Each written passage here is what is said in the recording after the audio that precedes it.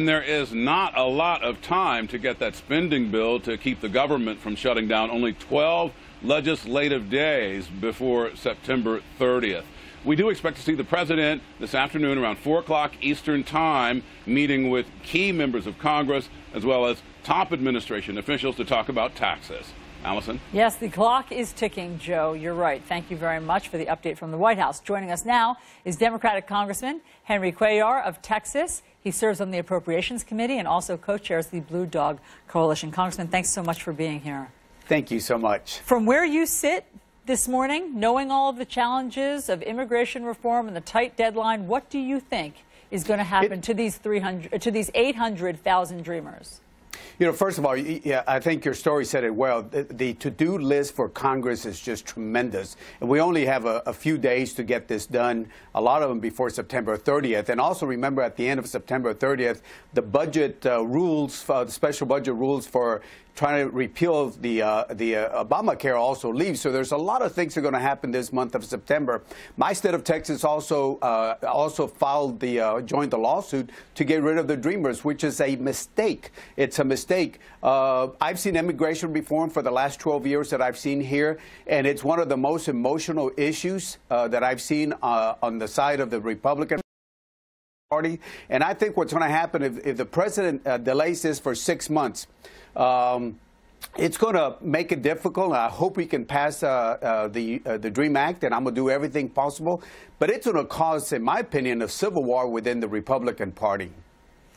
Because you think that you've heard so many people that have like polar opposite feelings about this? Oh, without a doubt. I mean, I know my colleagues on the floor very well. I've heard their words. Some of them, the anti-immigrant folks, are very strong. Without mentioning names, I think you've seen some of them. And then on the other side, you got some Republicans that want to do the right thing. And then you're going to have the ones in the middle that are going to be pulled by those third parties that are going to go after them, that if you vote for amnesty, and as you know, that's a buzzword that anytime people want to do immigration, they use the word amnesty as a buzzword to make it difficult on the moderate Republicans to do the right thing. So it sounds like you don't know that the 800,000 Dreamers will be here 6 months from now. Well, I'm hoping that we can do everything that we can. I'm going to do everything. I'm going to support, like I've always done, the 800,000 individuals. When you think about it, there are 800,000 people that got here not because of them, but because of the actions of parents. Sure. They're registered. You know, they've been given background, fingerprinting. They meet educational, sometimes military requirements. Yeah. They've done everything right. And to get rid of that, that's a large impact to our economy. But more importantly, think about the brain power of 800,000 well-educated young folks, what that means for the United States. We're just shooting ourselves in the foot if we don't do this right. Look, Congressman, look, you call the people who oppose this anti-immigrant. They would say, these conservatives, like Jeff Sessions say, would say, you must have a rule of law in this country. We are a country of laws. We're a country of borders. If you flout the law, you can't be rewarded. Yeah, but keep in mind, I understand that, but keep in mind when they have a chance to actually vote on an immigration reform, they won't do it. That's what I'm talking about is I live on the border. I live on the border, and I see this every single day. I know what it is to live on the border. I drink the water. I breathe the air there. I don't just go in for 5 minutes and then leave.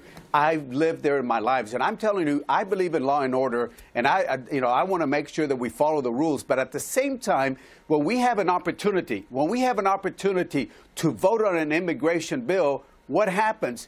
Since I've been here in the last 12 years, the Senate has passed 2 immigration reform bills. What has the House done?